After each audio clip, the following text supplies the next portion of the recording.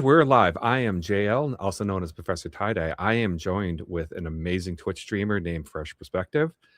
And while some of my other guests have been a contentious figure or not, I actually asked Fresh Perspective has been a Twitch, like I've been following his Twitch channel for a while, that he brings a rather infectious positivity to the internet and streaming games.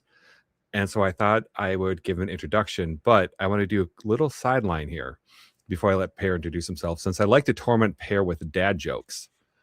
I found this meme today, and I want to see what your response to it is. Ask one more time. Which one of you click on disable? It's cute. It's wholesome. Adorable, and I love the dad pun. Okay.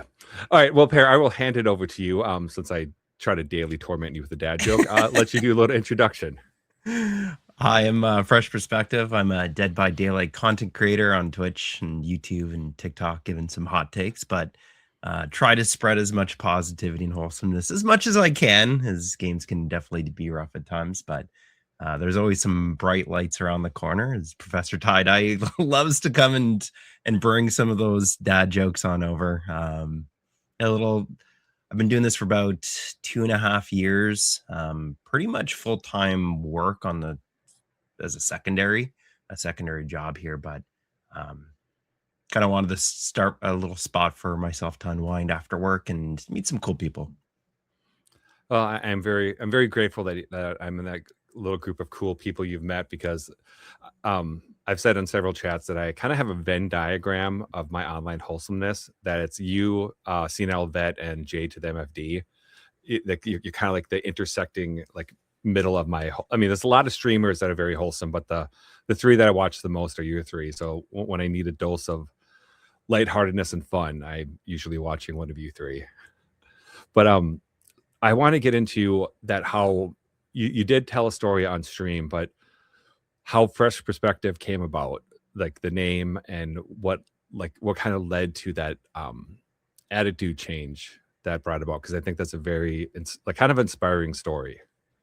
Oh yeah, it was a rough time in life, and everyone kind of goes through these types of moments where the world feels very heavy on your shoulders, and was going through some work stuff and got assigned a vocational therapist. And growing up in a family where therapies should be more so in like family oriented instead of talking with someone, it's hard to break that cycle.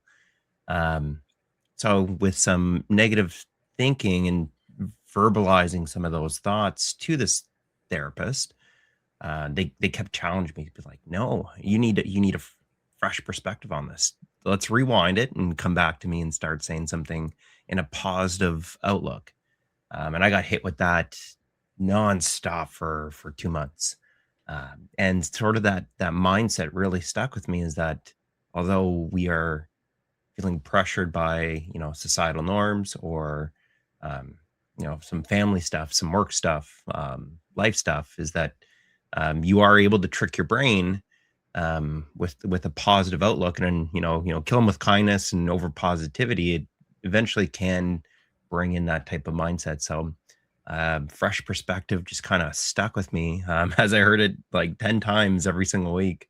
And when kind of coming up with this Twitch stuff, I was like, okay, here's a hard time in my life where you're feeling kind of down, and what type of name am I going to go with? I had my old monikers names, and the hee hee ha ha 420 names and all that junk from when I was a kid, teenager. And I was like, what, Fresh Perspective, I need to bring this type of attitude, which was sort of like my embodiment beforehand, but not with that tagline. And that's when it kind of popped in, and I was like, oh, well, cool, look, there's a pun in here, and I'm a big fan of puns, so we could put a pair in there. So Fresh Perspective became an icon for me, and it really did sort of change myself or my life at that point in time. Yeah, and I'm going to share that, like, that's what really resonated with me when you told that story, because I think, as you know, like I was deployed and I was injured while deployed, and it was like I didn't do like my whole contract, a whole tour, because the injury was catastrophic, and I was sent home. And I was a Greenside Corpsman, which is a combat medic for the Marines, and I had this like overwhelming feeling of failure. Like I failed. Like it was just like I just failed. And one day I just kind of realized like I'm not gonna tell myself I failed because there's something else that I have to do. And I just like when that negativity would come to mind, I would reframe it. And, and so like when you told that story on stream one time, I'm like, no wonder I like Paris so much. Cause like we both went through like a very dark thing. Oh, I apologize. My phone just beeped. Um, but like because I went through the same thing where I just felt like it was an absolute failure at life. I had failed, deployment and service, and I had all this stuff, and I'm just like, man, this is he does such an inspiring message to share to people, just like changing positivity, being your mindset, and I just really appreciated when we shared that. Yeah, it's and it's a learned thing too, is that we all kind of go through these types of moments and we feel sort of isolated Hmm.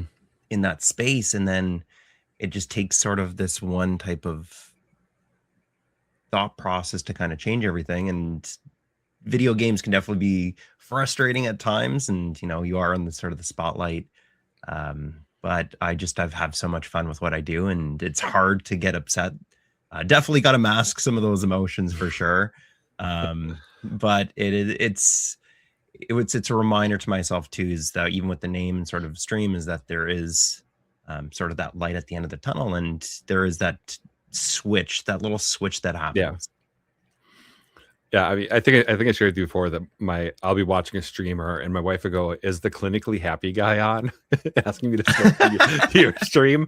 So I think I shared that with you before, but I always laugh. But so I actually had I was streaming and I had a salt farmer come at like I was they're playing Tombstone Myers, and I caught on to what they're doing. So it's just kind of, he's playing sweaty. So it's just like I was like injured and I'd pop in a locker. So he wouldn't pull me out because he wanted to kill me, like do the Myers kill. And then like I'd hide, and then like I'd pop out, and he'd start coming back, and I'd pop back in. And so at the end of the match, he came into my chat and says "GG easy," and I'm like, oh man, I knew you're a Tombstone Mine, what you're going for. I was just having fun at this point. Like I was just making it as difficult for you as I could because it was just kind of fun.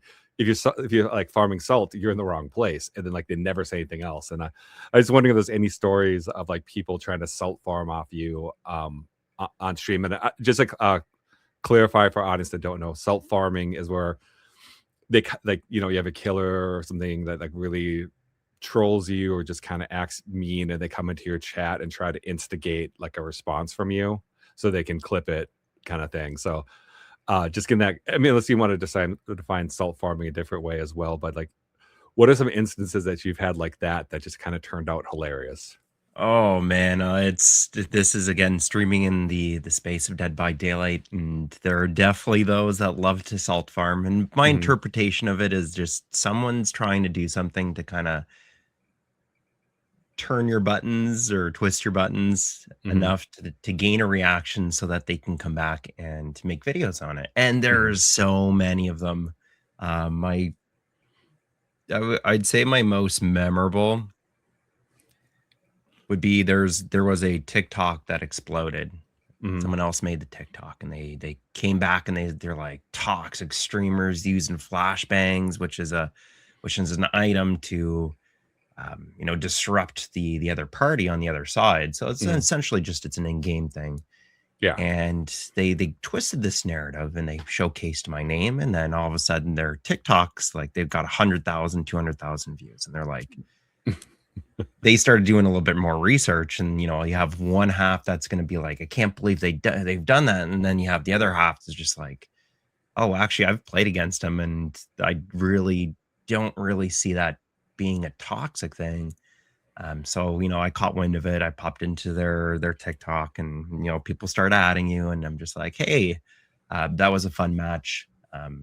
I got a couple blinds. You got the kill. Good game, well played. And it kind of turned into this whole thing where Yeah. they had follow ups. They lost some followings because it created this fake narrative that they're Hmm. doing, and that's something that I really clicked in for content creation, was that when people are at a certain levels, that they will end up pushing one type of narrative and kind of over exaggerating, and just always be careful of falling into that trap, is that sometimes people are going to give out the bait to see if you're going to take it, and then they're going to profit off of it. And I just never want to give people that opportunity to promote and financially gain off of negativity. Um, Yeah, that's a very good position, I think. Oh, you safeguard yourself. My second one, we've mended fences, but it was a year-long battle with another streamer where they got caught twice in a row. I was playing on the killer role as opposed to the survivor. It's the game that we play as four survivors are trying to escape an iconic killer. So I was playing Ghostface from the Scream movies, and they ran right in front of me 2 times. Of course, I'm gonna chase after them. Anyways, they made a big rant video on YouTube. They called me all these names, and I wasn't gonna take the bait. Like, again, I'm generally a very calm person when people do offer this, and I try to see their point of view. I'm just like, "Absolutely, I did go after you twice in a row," and I do enjoy that part of the game. Yeah. Um, and they took to Twitter, they took to TikTok, all of their resources. They attempted some doxing. They attempted, um, to turn it into something else. We ended up mending fences afterwards when you knew that you weren't going to get anything from me. Mhm. Um, I just said, I'm like, at the end of the day, I can see that you're making content on the side as well, and you do you as long as we can come to see these points of views as an adult. But those are like two of the big instances where I really kind of caught on to that and Mhm. killed them with kindness enough that they were coming into chat for a reason, but we're gonna sway them a different way. No, I mean, that's really good because I think it's, at the end of the day, it's a game. We're playing a game, and it's not personal. You don't know these people. You probably never meet them again, and like streaming. And if you do, it's going to be a complete fluke. And I think that people take, especially Dead by Daylight, because they view it as them being killed. They just take it way too like. I mean, I'm a survivor main. I tried to play killer, and I'm like, I hate this. I don't get it. I don't like this. I like being the survivor and like getting the objectives, dodging the killer, and escaping. Like I love that because it's just you have these very goals you have to do. And I'm just like, ugh, I hate killer. I mean, I do want to play Dredge, as we've like well established in the chat and my constant Dredge match requests. But no, and I just think that like, just kind of like stepping aside and being like, this isn't personal. This is, like doing the flashbangs. Like that's a game mechanic they put in for you to be able to drop, blind the killer, stun the killer, have them drop somebody they're carrying, and like the same thing with flashlights. I mean, there are bully squads of survivors. Oh, for sure. Oh yeah. But if it's just someone playing and they're using flashbang, it's like, calm down. You've got stuff that you can use that is just as toxic, kind of thing. And I just, as long as it's like within the game rules, you're playing like, kind of unfortunately, like JTFD always says that slugging, it's a tactic, it's a strat. Mhm. It's not fun, but it's something the killers can do. But I always think like, it's a game. Why get mad at this person who I don't know in my real life, and being mad at them is just going to hurt me more. So that's one thing I do have to remind myself, because I used to get kind of pissed. But I'm Oh like, yeah, it's a learning process too. I've yeah, been in that. I grew up in the streets of, was it I forget the name of the map, but a Call of Duty 2. mm, Every single lobby tells you what they did with your parents on either side, and it kind of builds up that tough skin that there's obviously they're not doing that. If you ever go back and like you go to see a streamer's lobby where they're bringing in flashlights and flashbangs, again, mhm, those types of disruptive things for the opposite side, and you just see how much fun that they're having. It's a game. They're yeah, not putting two thoughts to make this a bad thought for the other side. And I've always had this mindset that video games, in an essence, and maybe this is why the Olympics have considered a portion of gaming for their own categories, that yeah, it's sport to a certain thing.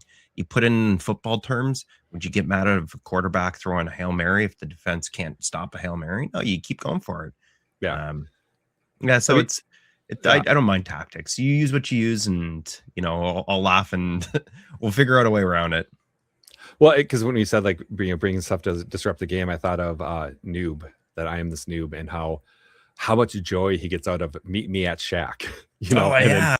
and like looping the person at Shack, you know, doing the distract, like, you know, was it distract, not distraction, where it sounds like one locker pops and he gets into another one and then heads on him and then starts looping him again, and how much joy he gets out of that. Oh, he's sitting A- there giggling like a kid. And it's oh yeah, like and he's a kid in a candy store doing that, and I just love that about Noob. You know, and it's just so amazing that like he's having the time of his life playing a game. Like, enjoy it with him, take the challenge. You know, you have someone who's like, you know, really slippery, you know, so like, you yeah, know, that's a great way to describe him. It's a you get that person who's slippery and they're doing an objective that's not actually an objective. They're wasting the opposing team's time, distracting them enough to get your teammates time to do that. yeah, Um, and some people will consider that to be, a little bit toxic if you're laughing and your head nodding, but they're so effective at what they're doing. And some people always want to take it to that next level. And then you hop in and you just see someone smiling and laughing, and you can see where the personal line is that it's mhm, not directed at them. It's just like, "Hi, I gotcha." yeah, And then people feel a little silly that they fell for that proverbial hook right there. yeah. Well, I mean, yeah, and that's one thing I was thinking about, because like that is like kind of like how slugging is a strat. That's a strat. You have one player distracting the killer so long, they do like they loop him for 4 gens. You know, Oh, exactly. It's crazy. I think his noob has done a 5 gen loop, if I remember correctly. I was watching him and he did like he literally like looped the killer for like 5 gens. Oh, yeah, and then, like, he's so okay to see his time out of the game because he's won his own objective, and then Hmm. likewise, he's won his match for his teammates, and Yeah, I think that's a great point is, like, the slugging's a mechanic, tunneling's a mechanic, camping's all a mechanic, and it provides your teammates to, have a very peaceful, time to complete their stuff, so it's kinda cool seeing, again, how a asymmetrical game can bring in a competitive nature where people can still, have fun in so many different ways. yeah. Yeah, and I think, I mean, that's what really drew me to Dead by Daylight, is it's just like it's this like so much, there's so many variables, there's like different things you can do. You know, it depends on the skill of other people around you. And I just like, man, this is fun. It's one of my favorite games. Actually, my co-host for the main podcast, Dangerous Rhetoric, I had shoulder surgery, so I couldn't really game, but I could use controller, and so I was able to. That he got me hooked into Dead by Daylight because I could hold the controller, but I couldn't like keep my arms up on the keyboard. So I cannot play Dead by Daylight with the keyboard. Oh no, and likewise, I've tried with a control. I used to be able to, but um, can't teach an old dog new tricks at this point. I'm so far into my ways. I know it's like for me, I'm like, okay, but it's like funny. Like I'm playing Arc Raiders or other games with mouse and keyboard, and it shouldn't really be that different. But just like wrapping your head to something different is just like, I don't want too much energy. Yeah, exactly. I want to relearn this. No, thank you. Although, It's I've tried it. There's like I don't mind like a solo player game. I sit down with a controller. It's nice and comfy.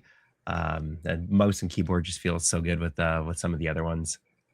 yeah, that's one thing I do save up for chronic streams is redeeming controller controller matches on them. Oh, how does it go? Oh, he hates it.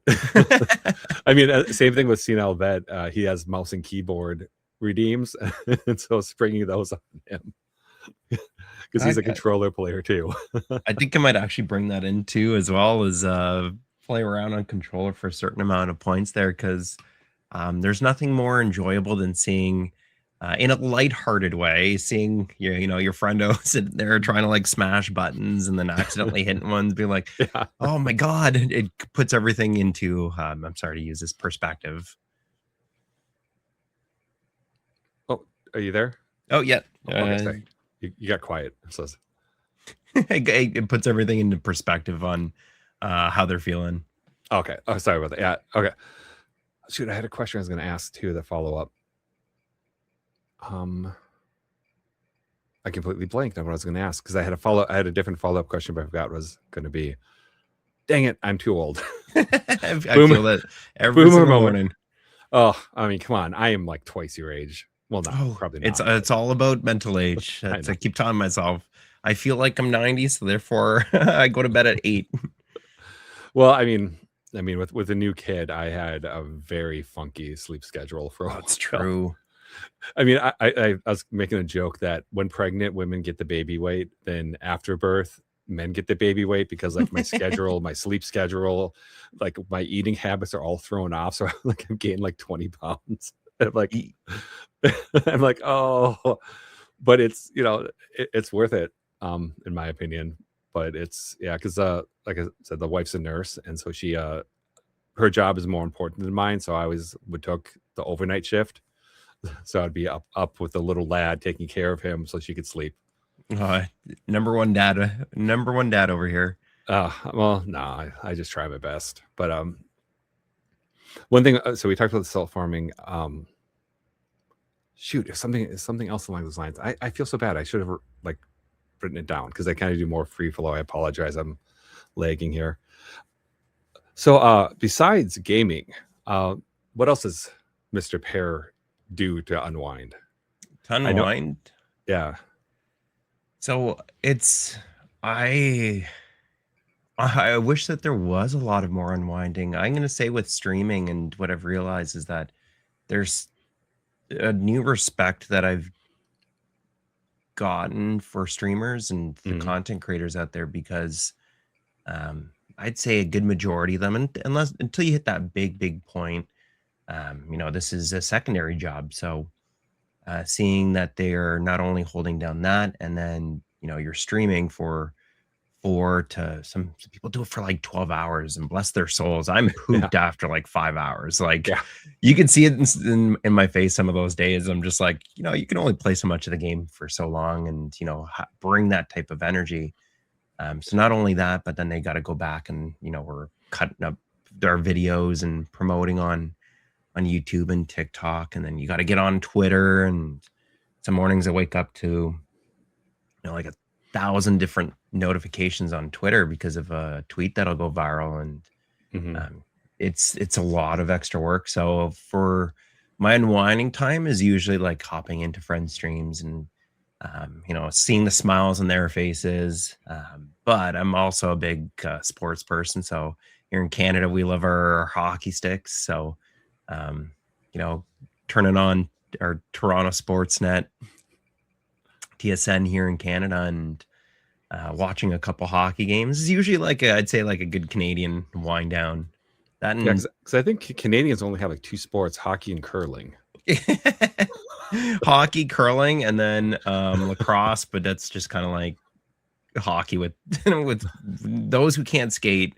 They're Lacrosse. exactly, they play lacrosse.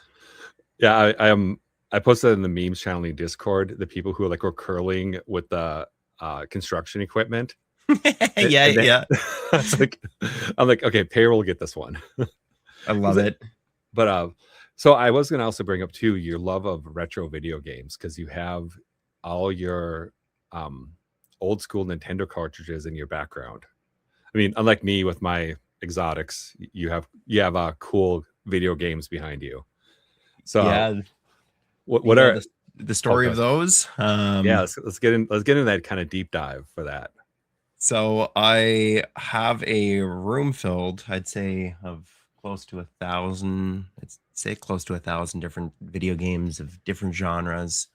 Um, as a kid growing up, we had like a Super Nintendo, but we only most of us could get like a couple Mhm, of games: Donkey Kong Country, Super Mario World, and that would take us. We'd replay the same games over and over again. And then as I got older, there was a blip in history where I no longer played it. I was outside a lot more. So you ended up getting rid of it. But I always wanted to go back and play it because, your buddies would come over and they'd be like, "You have Mario Party?" I'd be like, "No, I got rid of my N64 a long time ago." So I always wanted to bring that back at some point in time.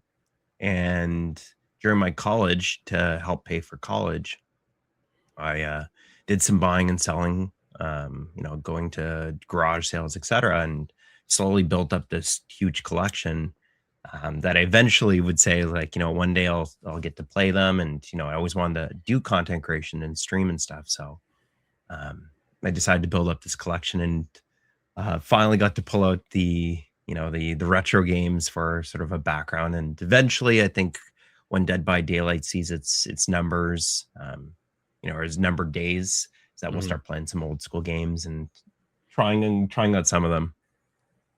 Okay, so tough question then probably. What's your favorite NES, SNES, and N64 games? Like you have to Oh, one in each category. okay. So I got, I think, Streets of Rage. I think Streets of Rage is that beat 'em up for NES. I Hmm. loved that game, alongside Duck Hunt's a classic, but Streets of Rage always had my eyes. Super Nintendo. So NES, SNES, and N64. And yeah, SNES, I have Donkey Kong Country and an outlier here. It's a not a popular game, but it's called Inindo, and it Hmm. was a JRPG game. Okay.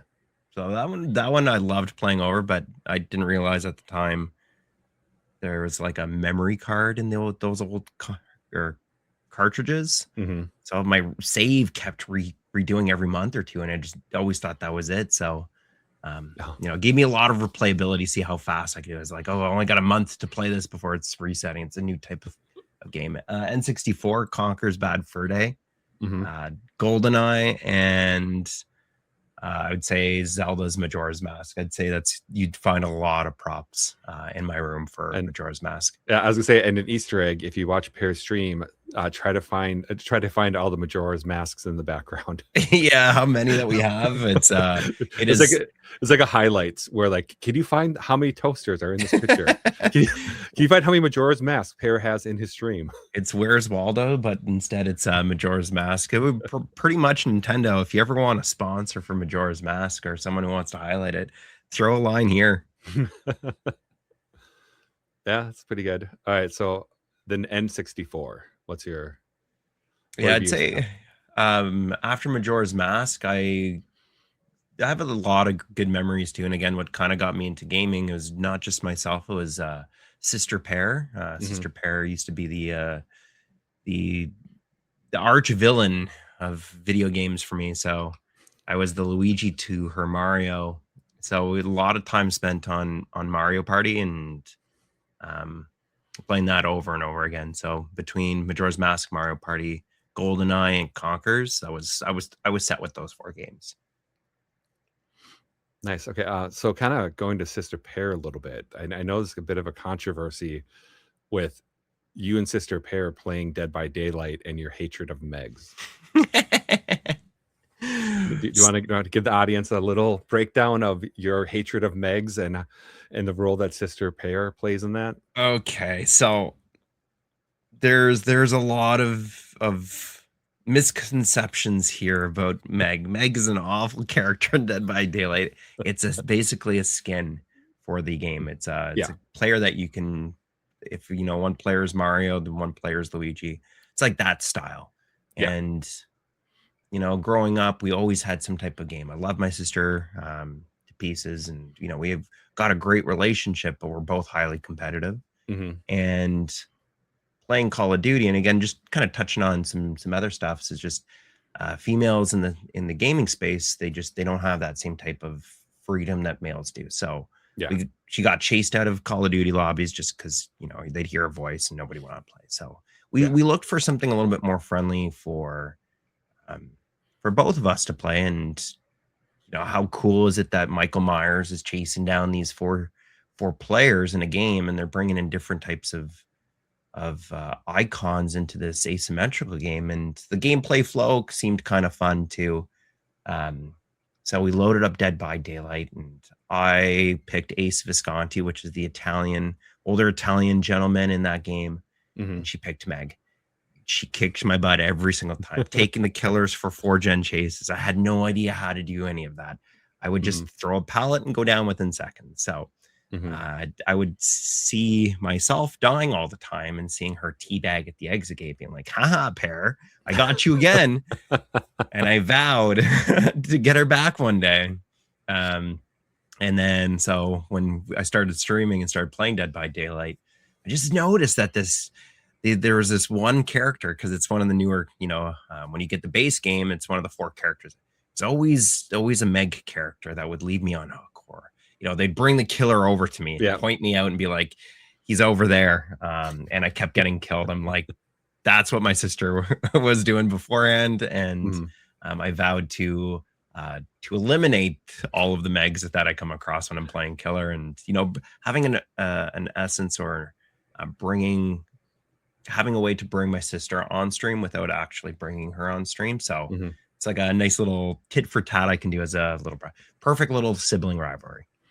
Yeah, I mean, you brought up something too, because I know, uh, Spicy Cashew games too, and, like, you bring up your sister. That's one thing I found kind of interesting about female gamers, is that it's hard to explain, and, like, so, like, you have female gamers who are, like, legitimately just grief for no reason other than being female, but this other streamer, like, she's come across my Twitter feed several times, and, like, she like, everyone is fine, and then she, like, legitimately does something stupid, like, throws a grenade into her teammates or something, and then she makes this big, long post about being harassed for being a female gamer, and it's like, "No, you legitimately did something stupid, and they yelled at you for that stupid action. They didn't yell at Hmm. you because you're a woman."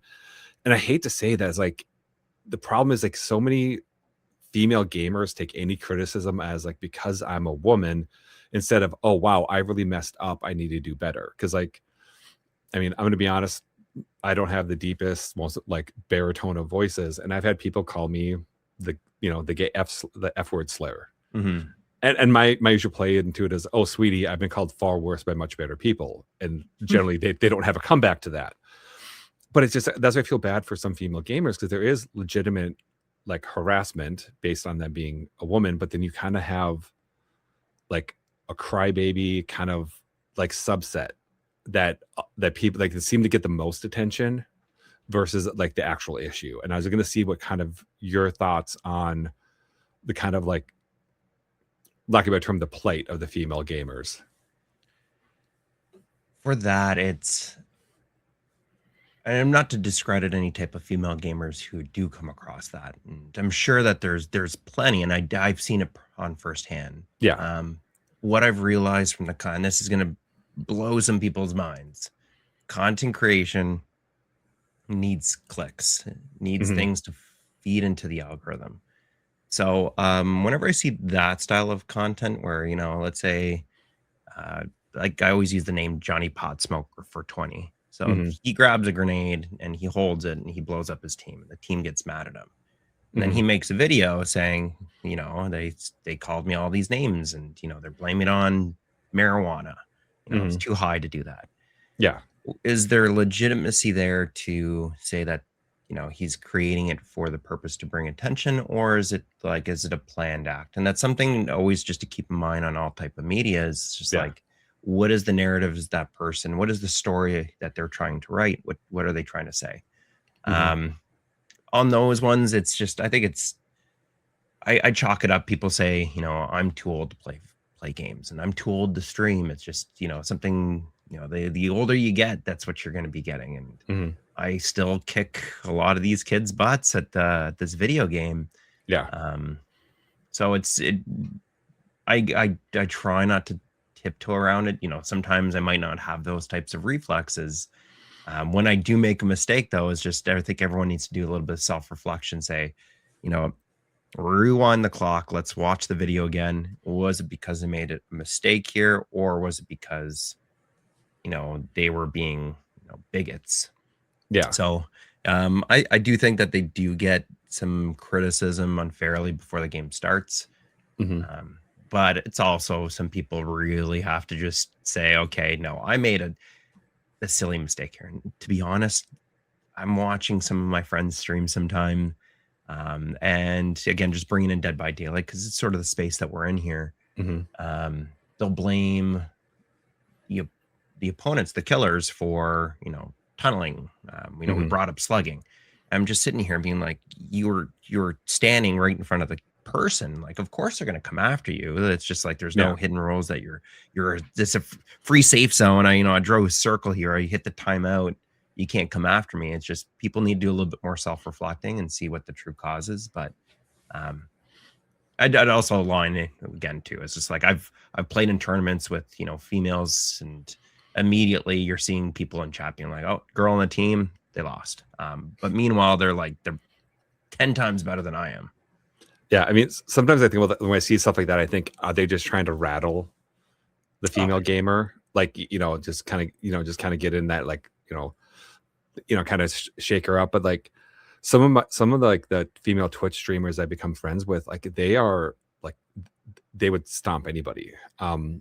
One of my, I actually met her on Kick, and then she went over to Twitch, and um, it's Paper Lovely, and she plays like was it Tarkov and other shooter games, and she's like, she's an assassin. She's so much fun to watch, and it's like she can outplay anybody. But then also too, seeing some people be kind of mean, but also too with her, she's like, you're an idiot, and she just kind of moves on with her day. And otherwise, like Katrina Wolfgang, she just has so much fun with it. She's just like, okay, this person's such an idiot to say this, and then she goes about her day. And I'm like, but going back to, like I said, going after somebody, uh, Jay like was talking about this. He had a game where the killer got mad at them because the killer was chasing somebody and they were staying on gens. Oh boy. Yeah. Imagine trying to win a game and everyone stop Yeah. what you're doing. Yeah, like the killer got mad and like was raging. And I'm like, so you want them while you're chasing somebody, like you're distracted so they can freely work on gens to not work on gens so they can escape? Like, just one of those like he always says, like, the survivor rule book kind of thing. Like, because Oh I yeah. do that, see, from a lot more survivors, like, they kind of like complain about stuff. But like, no, I know that if the killer sees me and like I'm on death hook, they down somebody is gonna be like their first hook, he's gonna come after me, because then I'm out of the game, kind of thing. Yeah, and Like, it's like he's closer to winning his objective there. yeah, it's like it's the game, it's the mechanics, it's the actual rules. Eliminate survivors, you win.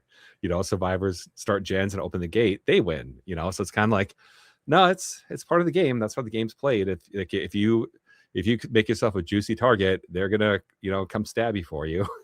So it's Oh yeah, and it's like I even so I used to do a lot more frequently, but I did just the nice part about Dead by Daylight is that there's basically two games in one. mhm, There's the survivor side and then there's the killer side. So sometimes like I'll flip back and forth. I'll have my survivor or then I'll play some killer. But what I had to learn when I do my open lobbies, have anybody who comes across, it could be like 2 minutes into stream, they come in and be like, I'm just looking for some people to play with. Do you mind if I join? So I'll say sure. And I used to be a lot more, I want special moments in the game. I want to interact with all the people in the game and mhm, less about the objectives. And then I yeah, played competitive and that completely switched my tune where I just, I'm there to have long chases, complete the gens as fast as possible and just efficiency. mhm, Um, Now I've kind of learned is that with newer people coming on in and dependent on their play styles that like you're talking about, everyone off the generators here. Now, stop doing it. I want people to watch us run. yeah, Um, I try to play based off of how they're playing. mhm, I think with almost 10,000 hours dedicated to this silly game, you've come to learn the special parts, but it's sometimes taking a breather and realizing that there are people with different. I play with a couple of people who they load into Dead by Daylight with 10 to 15,000 hours apiece mhm, to bring the killer's gifts and to nod back and forth and have this one-on-one with them and try to create a special moment as yeah, opposed to like winning the game. And then, yeah, I'm more competitive, so like, I want those like chase moments. I want that adrenaline, it's overtime type of deal and we have one goal left to score. Um, and it's kind of interesting seeing that, there's so many different ways to play. yeah. I was gonna say, one thing my wife really laughed at, that you're playing Mina, also known as Croho. That that she you're trying to make a survivor like go to timeout and stand in the corner. Oh, yeah, I was not pleased with that one. Yeah, they bring an item so that they can go to the next round, and when I caught whiff of this is because again, I feel bad for the other people. Some people only they have maybe 20 minutes that they can afford to play this Mhm, game, and you have those that are trying to sabotage their teammates because they're unfortunately little sucky babies because they didn't get the perk use Yeah. that they want. So for context, what happened for the for the podcast is they tried to go to the next round and basically avoid a penalty, because if you do this too often, Mhm. the game recognizes that you're causing your team disadvantage. And if you do it repetitively, they give you a timeout basically. Yeah. So I took it on myself to not allow this, and I brought them to timeout, and I started disciplining them in the corner. And as their teammates would come around, I would shake my head, no, no, no. They're in timeout for this, and became friends with one of the other survivors, and they pop into stream from time to time. But oh, I love doing that so much. Yeah, actually, early last week, I had an interaction with an artist killer, and she caught whiff that one of the characters, she brought a key, and I think she had like escape through hatch mission, and so she was going around sandbagging all of us, and so then like they caught on what was going on, and so they after stream like, I'm sorry about your other teammate. And I go, no, thank you so much for having a cool chill game afterwards. I really appreciate it, because she got her two hooks on everybody. She killed like that player and another one, and then me and somebody else, like she let go. But she got good chases in. She came through generator. We let her kick it. Yeah, it is. I don't know if they're male or female. I usually refer to like the killer gender kind of Oh yeah, thing. same here. Yeah. So like, I let her, Mina, the artist, like, do all this, and they came right stream like, hey, sorry about your thing, have a good game. I'm like, oh no, I really appreciate it. I was trying to let you know they're trying to sandbag us. She's just, no, I got what's going on. I'm like, cool, thank you so much. And yeah, I'm just glad that like some killers are really cool, that they realize like you got a shitty teammate, let's have a fun game kind of thing. But yeah, it's interesting at times when you get those like survivors who want to just sandbag or just mess around. But I do like when I stream with not stream, but play with people like you or Jay or Vet and stuff, and even Noob. I haven't got a chance to play with him as much, but you guys, I think you guys kind of know that I'm gonna play like the ninja gen jockey. like I'm gonna try to like sneak around as much as I can and get gens done. Hey, we need those roles, and meanwhile, I'll be the person who will spend some time hanging on hook. Yeah. I know my role in that game is just to be the person to come save, and I'm so appreciative of it. Yeah, I mean, because that's kind of my play style. I always do, because I usually do autodidact, stakeout, distortion, and scavenger. So that way, like my skill checks on autodidact don't take up a token from stakeout. And then if I get 5 Ooh. tokens, then there's a quick thing. So then all my great skill checks from stakeout apply to scavenger. That's actually brilliant. I never even put 2 and 2 together. I'm gonna have to try that. Yes. So yeah, then using distortion to kind of stay hidden, and like, okay, this is probably the best one, because like, because if you have an aura reading killer, this can keep me the most hidden from them versus like, like Iron Will or something. So Oh yeah, and it's just pressuring in different avenues that you can. And it was another learned lesson for stream is that uh, everyone has sort of their perks that they're comfortable with, and I've tried to see light in most of these perks. As to why I also bring in that baby Meg is to say, hey, you know what? Everyone raps on this self-care perk. Basically, you can heal yourself. It's going to take me 2 minutes, but the amount of times that it's helped out the team to reset while they're in chase or doing generators. So I think that's something that uh, a lot of streamers need to sort of be weary of, is that there is different play styles. It's not necessarily that some people are trying to hide on purpose. It's just they are there to complete the generators. They're there to do this, and it's trying to watch your tongue as you're lashing out on stream. And there's just so many people I've seen that I'll go back and I'll watch their video after we've played together, and I'm not someone who usually has TTV in my name afterwards. I like to relax a little bit.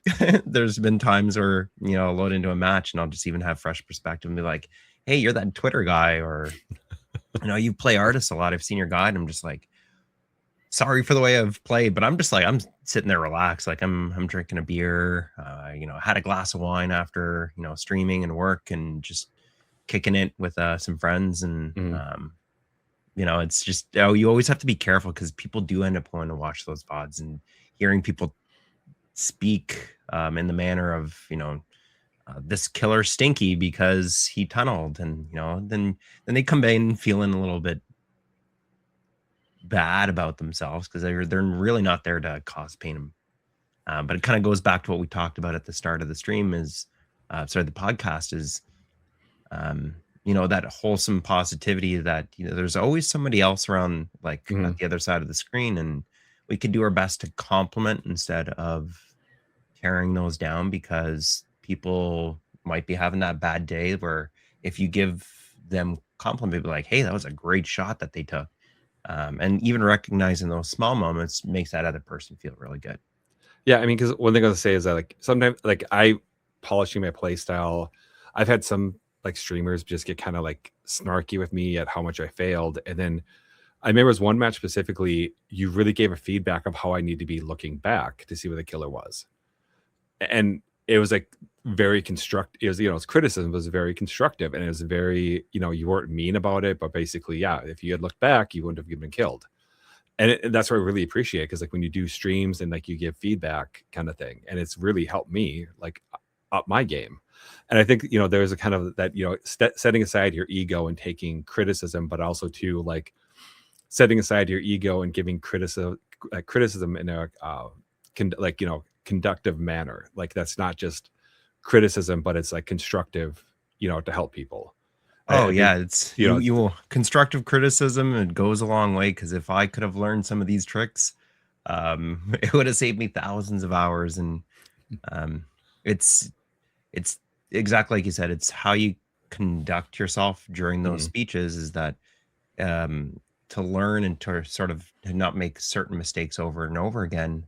I used to look behind me too much when I was running, and instead, sat down with a competitive team as we're doing some scrimmages, mhm. and they're like, "Just flick your camera, Yeah, give a quick eye, look what's in front of you," because I kept running into objects. yeah, So yeah, I try to like speak and provide teaching material. Some people are um, energy streamers, they're content farming streamers. I'd classify myself as a learning area, whereas we can also be super goofy, but more of like a guides and yeah. instructionals. No, and that's what I really like about like your streams, and the way Noob does is that he's very instructional, he's very fun loving, and and he'll give you feedback and constructive criticism. And like I probably learned the most from like watching you two, like Noob how to loop and stuff. And yeah, I've just really enjoyed your streams. Uh, let's see. One thing I was going to throw out there, dude, because we're kind of getting close to that hour. Oh yeah. So the episode I recorded before you was with another streamer buddy of mine, and so I allowed them to do a stream goal, because then when I got the 2 rescue tarantulas, um, that whoever gave the most memberships got to name them. And so saying if Ooh. you want to do a stream goal, I just rescued here it is. The someone had a chevron tarantula and they didn't want him anymore. So I have him, but he doesn't have a name. He might be a she, I don't know. If you want to do a stream goal of like whoever gives like 5 subs gets to name it. I'll, Oh, I I'll, like that. Yeah, we can I'll, make I'll, like bu- a. I'll abide by it. I'll let you grift off my rescue. Oh, I love it. Yeah, you know what? I might even make it as a like a community goal where if we donate like those channel points, the channel rewards. If we get Mhm. to like 1 million, we can community name them. But that'd be such an honor. I'd be very honored to do Yeah. that. Yeah, because the streamer I streamed with, his girlfriend donated subs, so she got to name them, because I think, male and female. And so then she named the male Rick, who's the guy who did the prior episode, the episode before that I just recorded yesterday. And then the female, she named after the guy who was co-hosting with Cap. So she named the male after her boyfriend, and then he named the female after his co-host. And then yeah, so she's really funny. She's both him and her like streaming DJs on Kick, and they're fun loving people and entertaining. So I wanted to make that offer for you, is that if you want to grift off of naming my new rescue that doesn't have a name. Blah. Uh, I appreciate it. No, we'll cook something up, and that'd be so cool. It's just a little homage to the Parrington here. Yeah, no, this has been a lot of fun, and I'm glad to that we got a chance to sit down, and especially after those Christmas holidays, is it's always so super busy. And here in Canada, just there's ice everywhere, so we're thawing basically everything. well, I mean, I'm just well, I guess I'm more southwest of you because I'm in Wisconsin, like middle of nowhere. I like to joke that I'm 3 hours from the nearest big city in any direction.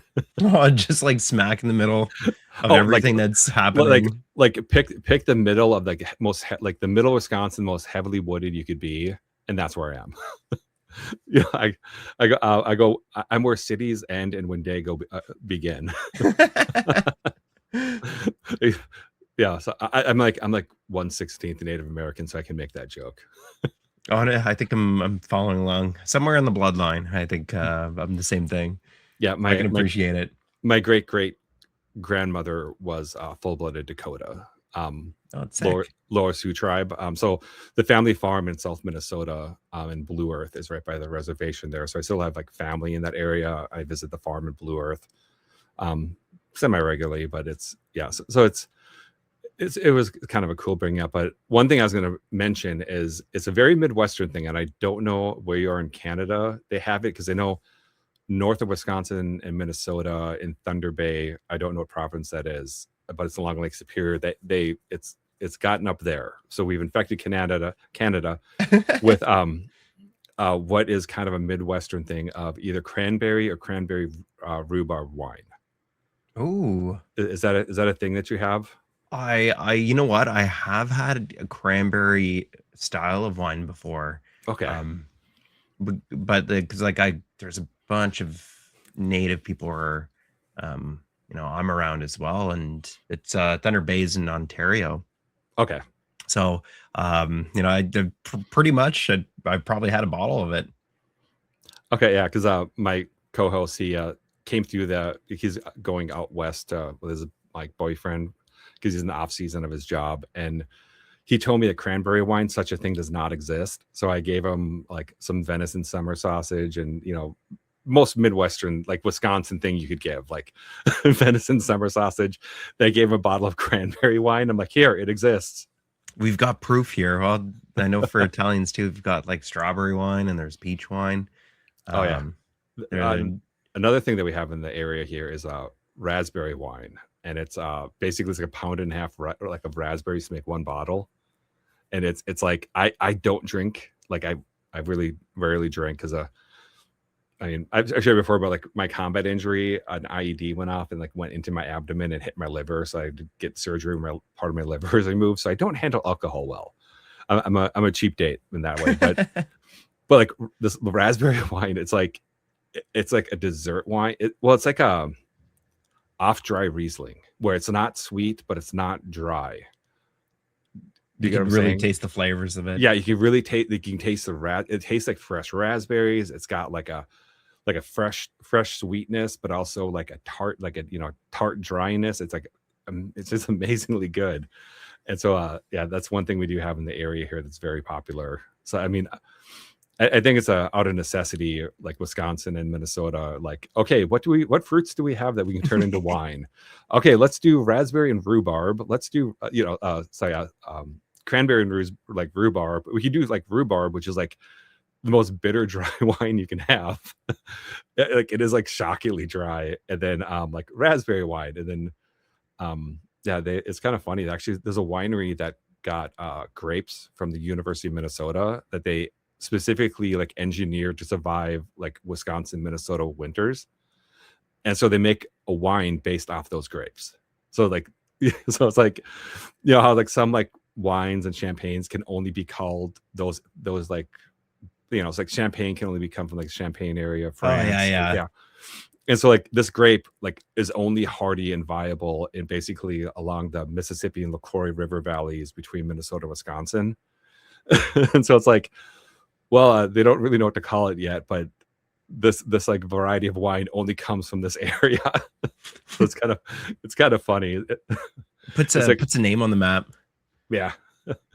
Yeah, I mean, it's actually kind of a cool area where I am because it's just like middle of nowhere. There's like tons of farms, like there's a few wineries and stuff, and it's nice. It's very calm compared to living in Minneapolis, which is, I mean, current events aside, has gone crazier and crazier. Yeah, oh yeah. It's there what I always say that there's beauty that can be found wherever you look, but sometimes you gotta, you're there's beauty in like the deep downtown of a city, but if you look on the outside, there's its own beauty as well. So I've Yeah. come from a little small area in Italy. Similar is that you're not in Rome, but the city is just phenomenal for the other types of architecture. So Okay. really taught me to take a breath and recognize different loves of areas. Okay. You brought up Rome, and I want to check. Like, so I made a joke about playing as sweaty as a U.S. tourist encountering the first Turkish toilet in Rome. I was trying to figure out, like, did Pear understand what I was saying, or did you just skip it because it's kind of too Oh yeah, no. So that's one thing for like I'm trying to get better at for streams is that okay? I have fairly bad ADHD, so Okay. usually I have like like even when I know it's bad and I hope no bosses Hmm. catch wind of it, but usually like while I'm working, I'm on calls with clients is that I usually have like a game open to tie up my brain for the other Hmm. parts where my ADHD is going to kick in. Yeah. So sometimes like I focus back and forth too much that I'll end up missing things. Okay. Yeah. For the audience who have never experienced them, Turkish toilets are basically a hole in Little the holes in the ground, ground. and you have like two straps you hang on to as you squat over the hole and do your business. It's funny that you're bringing that up now because I was actually just talking because like again just the way the brain works is that I'll read it and then I'll head back in the game and then like 10 minutes later I'll just be like oh yeah and I'll go into a full blown discussion. So we ended up discussing on stream about the Turkish toilets and people are like well, what is it? And I'm just like it's like there's like at the airports and I think it's probably even really recent that they switched it over, but I remember that there is a group of little Canadians in there as well, but there's North Americans that came and they're like, "There's no toilets in there. There's they must be renovating." I'm just like, "What do you mean? It's just right over there. There's ridges on the ground. That's where you stand." They're like, "Am I supposed to go there?" I'm like, "Yeah, you are." It's an experience for sure. Yeah. I mean, sometimes because I've traveled a lot, and so I've been to that area, and I had a friend, and they're like, what am I supposed to do in there? And people start making jokes about like Demolition Man is like, you don't know how to use the three seashells. Kind of turned into a joke like that. Yeah. So it's like just having to explain to him, okay, well, you got to hold on to those straps and squat over the hole. Yeah, watch your footing because you don't want to also like it's a free for all over there. Yeah, Um, it's just kind of be careful. It's like an outhouse, but an open pit. Oh yeah, no, it's terrifying the first time you see one of those. Yeah, But it brings a certain ambiance to the room. yeah. It is one of those things. Like, okay, something's gonna come out of the toilet and grab me. It's gonna be one of these. I don't want it to, but there's always that fear. Yeah, the possibility increases with this one. Okay, but it was it's so much fun to have you on. I really enjoy getting to know you on stream and be able to share like your thoughts on being positive online and sharing positivity. Do you want to share with the audience where to find you? You can find me on twitch.tv at Fresh Perspective, on Twitter, TikTok, and YouTube, Blue Sky if it's still up and running by next year. But we're going wide with the different types of social medias and soon to be on Instagram and Facebook. Nice. Yeah, it's kind of funny. I just started an Instagram to kind of like cross promote stuff, and one of my good friends, Mr. Dambit, he does AI parody songs. He's the first episode I did of this. I found his Instagram, and then I found a streamer that it's weird. I listened to him when I was in Minnesota. Then I found him, so he got kicked off the air from when I moved from Minnesota to Wisconsin, and he's now doing a stream online. And so, Mr. Dan, but I found out he was following Crumble Cookies on Instagram, and then the radio guy, he's following Clash of Clans. No, is it Clash of? it's like one of those. It's a mobile game. It's like a boomer mobile game. I finally broke down and created an Instagram account to help my streaming. I found that Mr. Dambit loves basic white girl treats, and Steel Toe loves boomer games. Tasty and delicious treats and games. I wouldn't call Crumble tasty and delicious. It's kind of like made in store, overly processed sugar things. Little sugar treats. I mean, I'd rather go to like a grocery store and like get something from the bakery than get a Crumble anything. Oh, that's just me though. I'm the same way. I've got a bad sweet tooth. Okay, so all right. So before we formally wrap up, my favorite, like, so when I lived in the Twin Cities, a place called Patrick's Bakery, and it's a French bakery. And my two favorite things I'll say is was the lemon curd, like little pie that had like the fruits on it, or I forget what it was, but it was no, it was an opera cake. It was something else. I forget what it's called, but it was a cake, and it had like chocolate, like dark chocolate mousse on top of it, and like a chocolate dark chocolate ganache over it, and like high end is like completely covered in gold leaf, but they had like a little fleck on it. Like that's my two. Like, if you want me to gain like 50 pounds, like buy me a dozen of each kind of thing. So what is your ultimate like if you like sweet tooth, like fulfilling thing? All right, the two easiest calls here is that there's like a one at the grocery store. It's like a cake. It's a cream. It has like a custard in the middle. Okay. And then they decorate it with fruits around. For whatever reason, I love that. It's got like a kiwis and blueberries. So like that's the fruit part. But if I'm feeling like something at home, fresh piece of bread, 3 tablespoons of Nutella, maybe a lick of peanut butter, and enough that the Nutella is gonna like cause a little bit of a sag. I'm an Italian fiend when it comes to Nutella. Okay. Yeah, I have I don't know. I'm just like, I'm weird with the Nutella. I can't really I just have a hard time liking it. It's just I'm just weird like that. I like Nutella's a thing. But so I think that the first of our desserts are kind of the same thing, because they do have like a custardy cream, but they have a lemon curd one that I get, and it's got like the fresh fruits on top, and they kind of have a glaze on top of the fruits to keep them like fresh. Stay there, yeah. And then but I will say I'm so happy that within reasonable distance to where I live, I can get like my favorite birthday cake, which is it's a white cake with a lemon curd middle layer, and then like normal frosting. Because when I lived in the Twin Cities, there's a place that did those, and like that's the only bakery in the Twin Cities that did it. And then like my growing up, like to adult, like that was the birthday cake, and I found someplace in Wisconsin that's a reasonable distance that you can drive to. Yeah, it'll be a trip, but it's worth it. Those are the best ones. Yeah. It's a 2-hour trip, there and back, an hour there, hour back, but it's worth it. All right. So wrapping up, find Fresh Perspective on Twitch TV, Fresh Perspective, or Twitch Fresh Perspective on X, TikTok, and soon to be Instagram and Facebook. All right. It was so good to have you on. I really enjoyed, actually. I think I talked to you on Discord once or twice, but it's good to have a one-on-one conversation with one of the major positive influences that I have to my online gaming career. So thank you so much. Have a good rest of your day. And audience, we will see you later.